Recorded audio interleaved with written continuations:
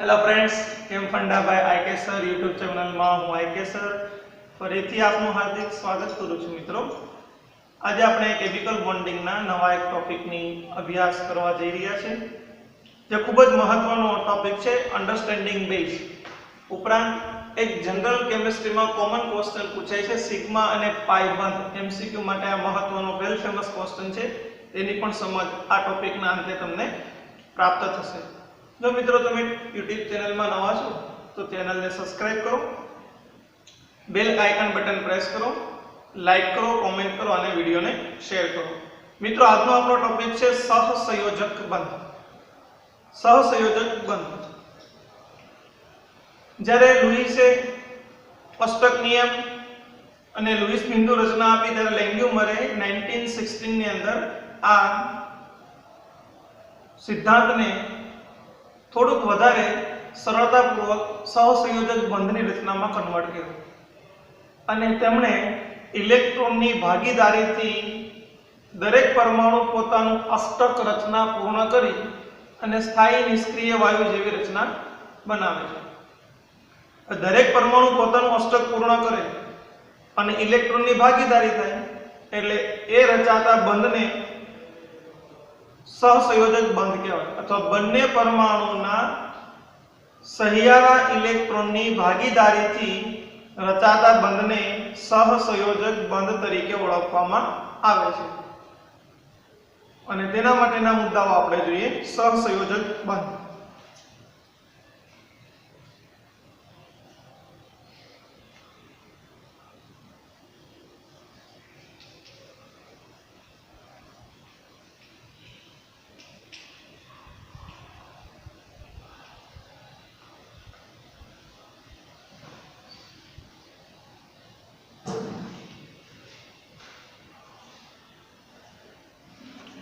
Covalent bond સહસંયોજક બંધ શું થશે મિત્રો? સહિયારા ઇલેક્ટ્રોનની ભાગીદારી, પરમાણુના સહિયારા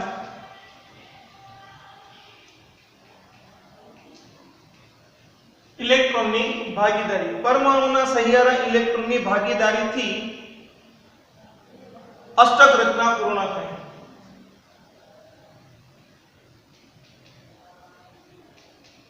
અષ્ટક પૂર્ણ અને પરમાણુ સ્થાયી બને,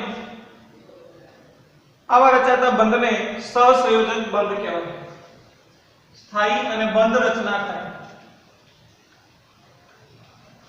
તેને સહસંયોજક બંધ તરીકે ઓળખવામાં આવે। એક્ઝામ્પલ તરીકે આપણે મિત્રો ક્લોરીનનું એક્ઝામ્પલ લઈએ। જેમ કે ડાયક્લોરીનમાં બે ક્લોરીન પરમાણુ પોતાના સંયોજકતા કોષના એક એક ઇલેક્ટ્રોનની ભાગીદારીથી સહિયારું ઇલેક્ટ્રોન રચના પ્રાપ્ત કરશે। એટલે કે એક્ઝામ્પલ તરીકે Cl પરમાણુ Cl માં બંધ રચના, ડાયક્લોરીનમાં બંધ રચના। મિત્રો ક્લોરીન પરમાણુ ક્રમાંક 17 છે, નિષ્ક્રિય તત્વ તરીકે નિયોન 10 ઇલેક્ટ્રોન છે। ત્યારબાદ 3s2 3p5 ઇલેક્ટ્રોન રચના ધરાવે છે, એટલે કે તેની બાહ્ય કોષની અંદર 5 + 2 7 ઇલેક્ટ્રોન છે। હવે આ ઇલેક્ટ્રોન એક મેળવે, જો ક્લોરીન પરમાણુ એક ઇલેક્ટ્રોન મેળવે તો સ્થાયી નિષ્ક્રિય તત્વ જેવી ઇલેક્ટ્રોન રચના પ્રાપ્ત કરે। કેટલા ઇલેક્ટ્રોનની જરૂર છે અષ્ટક પૂર્ણ કરવા માટે? એક ઇલેક્ટ્રોન। એટલે બે ક્લોરીન પરમાણુ એક એક ઇલેક્ટ્રોનની ભાગીદારી દ્વારા સ્થાયી અષ્ટક રચનામાં રૂપાંતર પામશે।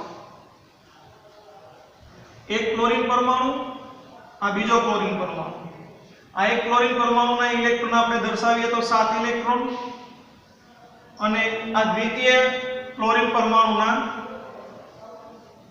7 ઇલેક્ટ્રોન। તો મિત્રો આ બે ક્લોરીન પરમાણુ વચ્ચે અહીંયા જે ઇલેક્ટ્રોનની ભાગીદારી થઈ છે એ ઇલેક્ટ્રોનની ભાગીદારી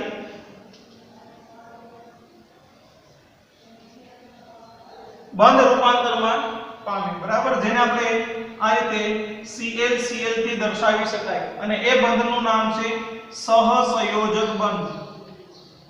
સહસંયોજક બંધ ને સહસંયોજક બંધ તરીકે ઓળખવામાં આવે. હવે નિષ્ક્રિય અષ્ટક રચનાની જો વાત કરવામાં આવે તો આ ક્લોરીન પરમાણુ માટે અહીંથી આપણે કાઉન્ટ કરીએ તો ઇલેક્ટ્રોન જો ટોટલ ઇલેક્ટ્રોન કેટલા હતા 2 4 6 પ્લસ 2 8 8 ઇલેક્ટ્રોન એટલે કે અષ્ટક પૂર્ણ. અને અહીંથી આ ક્લોરીન પરમાણુ માટે જો વાત કરવામાં આવે તો પણ 8 ઇલેક્ટ્રોન થશે અષ્ટક રચના પૂર્ણ. એટલે કે બંને ક્લોરીન પરમાણુની અષ્ટક રચના પૂર્ણ થાય. એટલે કે સહસંયોજક બંધમાં જરૂરિયાત શું છે તો કે સહસંયોજક બંધમાં ઓછામાં ઓછા એક ઇલેક્ટ્રોન યુગ્મ હોય. ઇલેક્ટ્રોન યુગ્મ એટલે બે અથવા બંને પરમાણુના એક ઇલેક્ટ્રોનની ભાગીદારી થવી જોઈએ. માત્ર ભાગીદારી થવી જોઈએ એટલું જ નહીં, ઇલેક્ટ્રોનની ભાગીદારી દ્વારા પરમાણુની અષ્ટક રચના પૂર્ણ થવી જોઈએ. ઇલેક્ટ્રોનની ભાગીદારી થાય, અષ્ટક રચના પૂર્ણ થાય અને બંધ નિર્માણ થશે. તેવા બંધને સહસંયોજક બંધ કહેવાય. હવે મિત્રો પ્રશ્ન એમ થાય કે શું માત્ર હંમેશા પરમાણુ એક જ ઇલેક્ટ્રોન મેળવીને બંધ રચના બનાવતો હશે કે એકથી વધારે પણ ઇલેક્ટ્રોન મેળવીને બંધ બનાવે? તો મિત્રો હા, પરમાણુ માત્ર એક જ ઇલેક્ટ્રોનથી એક જ સહસંયોજક બંધ નથી બનાવતો. એકથી વધારે પણ ઇલેક્ટ્રોનની ભાગીદારી દ્વારા વધુ બંધ નિર્માણની રચના પણ કરી શકે છે. આ ક્લોરીન પરમાણુનું આપણે મોડેલિક ફોર્મ જોઈએ મિત્રો તો આ રીતે મોડેલિક ફોર્મ એનું દર્શાવી શકાય. આ એક ક્લોરીન પરમાણુ, આ બીજો ક્લોરીન પરમાણુ અને આ બંને ક્લોરીન પરમાણુ દ્વારા આ વચ્ચે જે છે એનો બંધ છે. એક આ ક્લોરીન પરમાણુ અને આ ક્લોરીન પરમાણુ, બંને ક્લોરીન પરમાણુ દ્વારા ઇલેક્ટ્રોનની ભાગીદારી અને વચ્ચે જે બંધ છે એ સહસંયોજક બંધ. તો આ રીતે બે ક્લોરીન પરમાણુનું મોડેલ આપણે રિપ્રેઝન્ટ કરી શકીએ છીએ અને વચ્ચે એક જ બંધ છે એટલે આને એક સહસંયોજક બંધ તરીકે ઓળખવામાં આવે અથવા એકલ બંધ પણ આપણે એને કહેવાય. હવે મિત્રો બંધના પ્રકાર.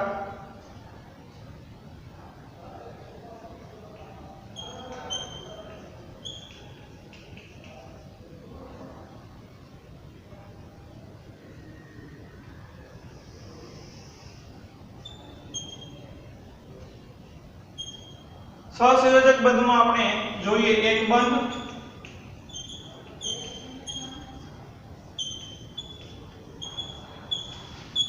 દ્વિબંધ અને ત્રિબંધ. એક બંધ, દ્વિબંધ અને ત્રિબંધ. મિત્રો એક બંધ કોને કહેવાય? એક બંધ એટલે શું? એક ઇલેક્ટ્રોનની ભાગીદારીથી જે બંધ રચના થાય તેને એક બંધ કહેવાય, બરાબર? અથવા એક ઇલેક્ટ્રોન એમ ન કહેવું હોય તો એક ઇલેક્ટ્રોન યુગ્મથી બનતા બંધને એક સહસંયોજક એકલ બંધ કહેવાય. બે ઇલેક્ટ્રોન યુગ્મથી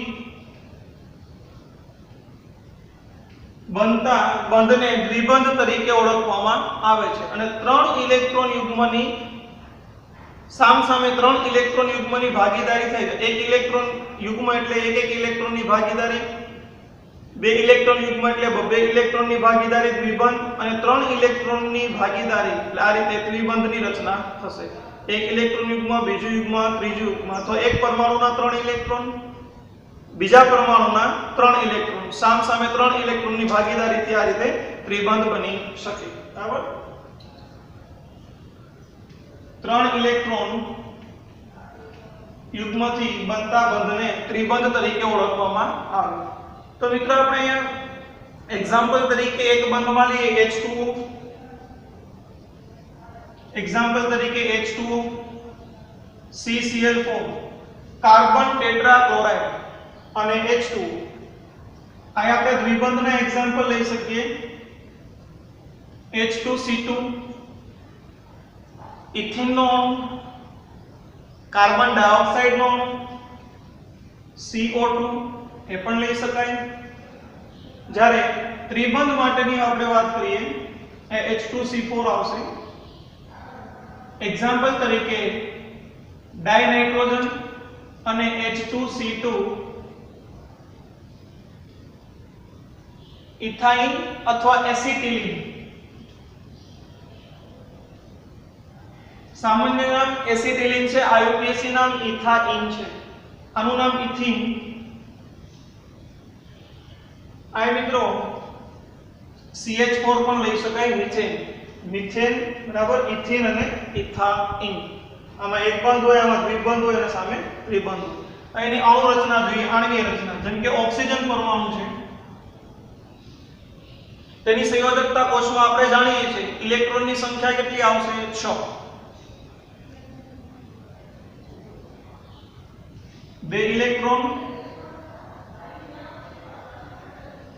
4 અને 6. તેમણે એક હાઇડ્રોજન સાથે એક ઇલેક્ટ્રોનની ભાગીદારીથી આવો બંધ બનાવ્યો. તો બંનેની અષ્ટક પૂર્ણ છે, હોય કે હાઇડ્રોજનની અષ્ટક 2 ઇલેક્ટ્રોન પૂર્ણ, હાઇડ્રોજનની અષ્ટક 2 ઇલેક્ટ્રોનથી પૂર્ણ. તદુપરાંત ઓક્સિજન પાસે 6 ઇલેક્ટ્રોન હતા, 2 ઇલેક્ટ્રોન હાઇડ્રોજન આપ્યા, માટે તેના પણ અષ્ટક રચના પૂર્ણ છે. સાદી રચના આપણે લખવી હોય તો ઓક્સિજન માટે એવું લખી શકાય, આ 2 ઇલેક્ટ્રોન યુગ્મ. અને મિત્રો તેનું મોડેલિક ફોર્મ લઈએ તો આ રીતે મોડેલિક ફોર્મ તેનું આપણે દર્શાવી શકાય. આ ઓક્સિજનનો અણુ છે,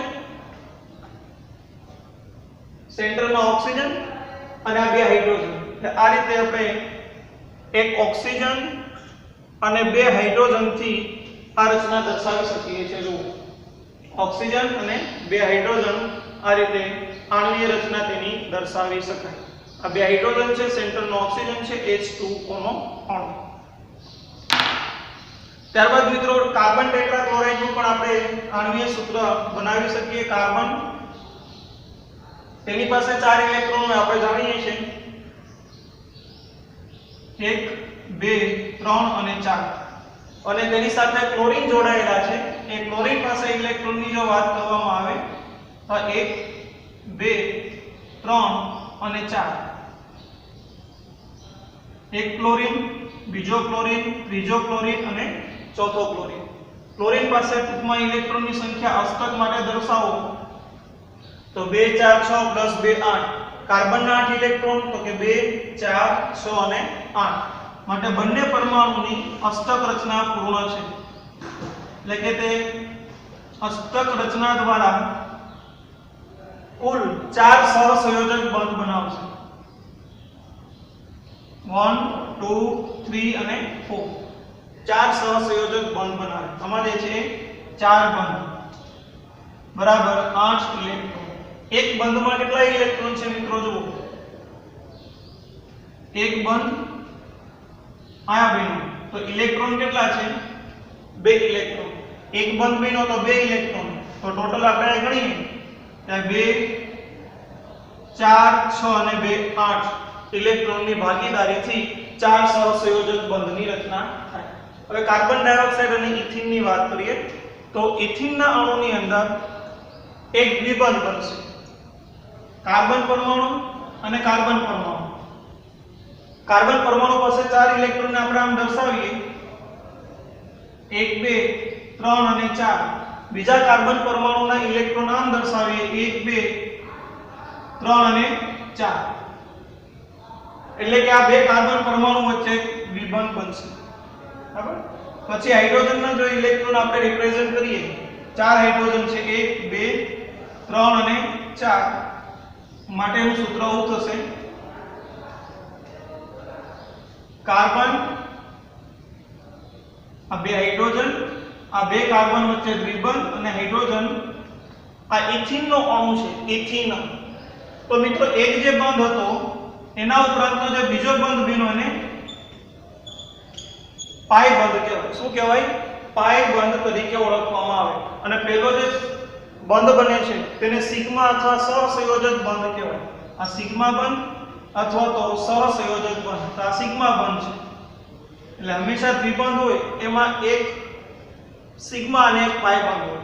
આમાં સિગ્મા બંધના ઇલેક્ટ્રોન પૂછે કે સિગ્મા બંધના ઇલેક્ટ્રોન કેટલા, તો કે સિગ્મા બંધની અંદર ઇલેક્ટ્રોનની ભાગીદારી કેટલા છે, 2 ઇલેક્ટ્રોન. અને પાઈ બંધમાં પણ 2 ઇલેક્ટ્રોન. સિગ્મા બંધની અંદર 2 ઇલેક્ટ્રોન, પાઈ બંધની અંદર 2 ઇલેક્ટ્રોન, કુલ બંધ 2 છે એટલે ઇલેક્ટ્રોનની સંખ્યા 4 થશે. 2 + 2 4 ઇલેક્ટ્રોનથી બને. સેમ 3 ઇલેક્ટ્રોન યુગ્મની ભાગીદારી, આ 2 ઇલેક્ટ્રોન યુગ્મની ભાગીદારીથી દ્વિબંધ, 3 ઇલેક્ટ્રોન યુગ્મથી ત્રિબંધ. મિત્રો એનું આપણે સ્ટ્રક્ચર જોઈએ. કાર્બન ટેટ્રાક્લોરાઇડ નું આપણે સ્ટ્રક્ચર જોઈએ તો કાર્બન ટેટ્રાક્લોરાઇડમાં આ સેન્ટરનો કાર્બન અને 1 2 3 અને 4 ક્લોરીન, આ રીતે CCl4 નું સ્ટ્રક્ચર હોય. કાર્બન 1 2 3 અને 4 ક્લોરીન. યલો કલર છે એ ક્લોરીનના પરમાણુ છે, હેલોજન. સેન્ટરનો બ્લેક કલર છે એ કાર્બન છે. તો આ રીતે કાર્બન ટેટ્રાક્લોરાઇડ નું ટેટ્રાહેડ્રલ ચતુષ્ફલકીય બંધારણ જોવા મળે. અને ટેટ્રાહેડ્રલ સ્ટ્રક્ચર કહેવાય, ચતુષ્ફલકીય, જે આપણે અહીંયા જોઈ શકીએ છીએ. અને તેને આપણે રિપ્રેઝન્ટ કરવું હોય તો આમ રિપ્રેઝન્ટ કરી શકીએ.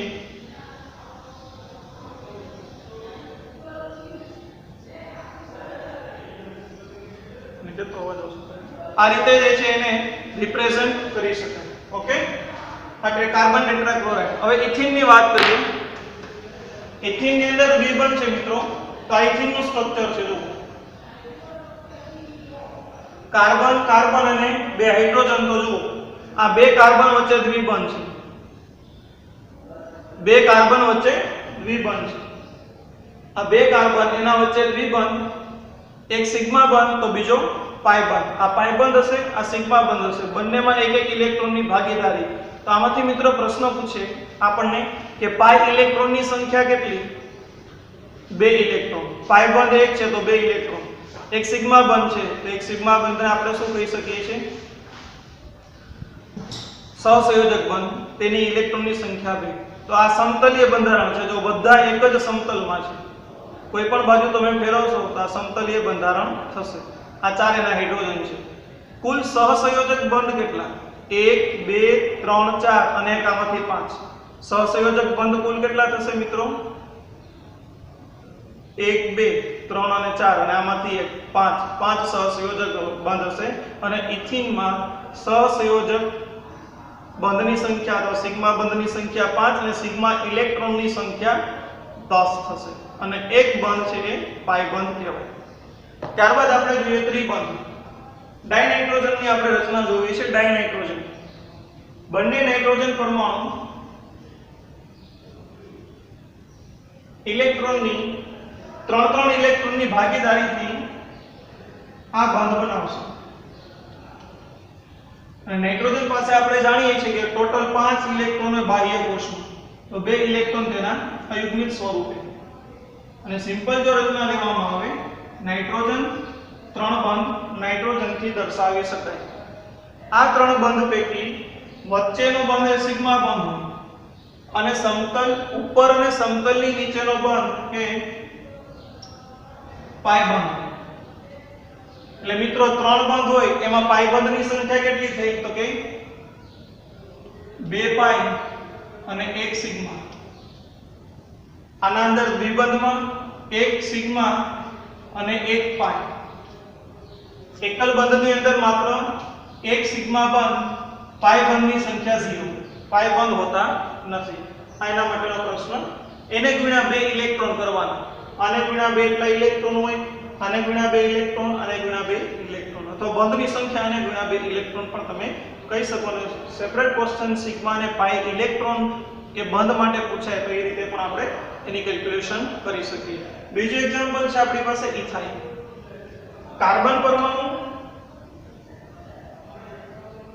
અને બીજો કાર્બન પરમાણુ. કાર્બનના ઇલેક્ટ્રોન આપણે જાણીએ છીએ 4 ઇલેક્ટ્રોન, 1 2 3 અને 4. સેમ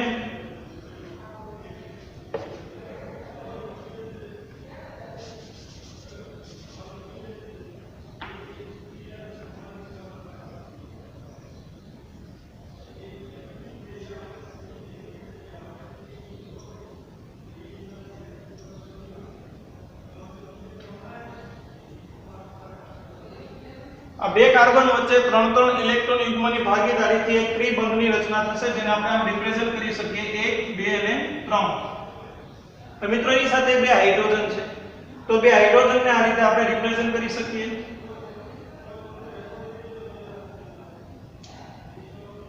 આ હાઇડ્રોજન અને આ હાઇડ્રોજન.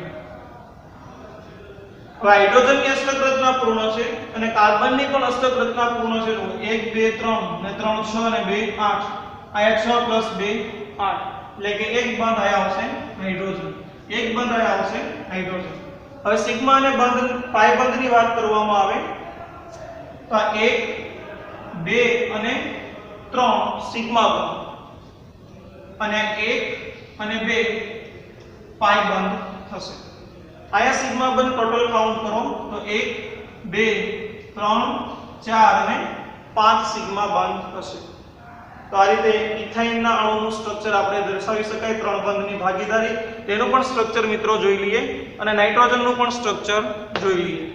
આ ડાયનાઇટ્રોજનનું સ્ટ્રક્ચર છે આપણી પાસે. નાઇટ્રોજન પરમાણુ, બીજો નાઇટ્રોજન પરમાણુ, બે નાઇટ્રોજન પરમાણુ અને તેના વચ્ચેનો આ ત્રિબંધ, 2 + 1 ત્રિબંધ આ રીતે દર્શાવી શકાય. ત્રિબંધની રચના. ઓકે, હવે એસિટિલિનના અણુની વાત કરો. બે કાર્બન વચ્ચે 3 બંધ, બે કાર્બન વચ્ચે 3 બંધ અને એક હાઇડ્રોજન સાથે. તો આ કાર્બન વચ્ચે 3 બંધ આ આપણે જોઈ શકીએ છીએ 1 2 અને 3. 1 2 અને 3, બે કાર્બન વચ્ચે 3 બંધ અને એક હાઇડ્રોજન અને કાર્બન વચ્ચેનો બંધ, એટલે સિગ્મા બંધ જો તો 1 2 અને 3 સિગ્મા, 1 અને 2 પાઈ. તો આ રીતે મિત્રો એસિટિલિનનો અણુ હતો. ફરીથી બધા અણુના એક એક એક્ઝામ્પલ તમારી સામે રાખી દઉં.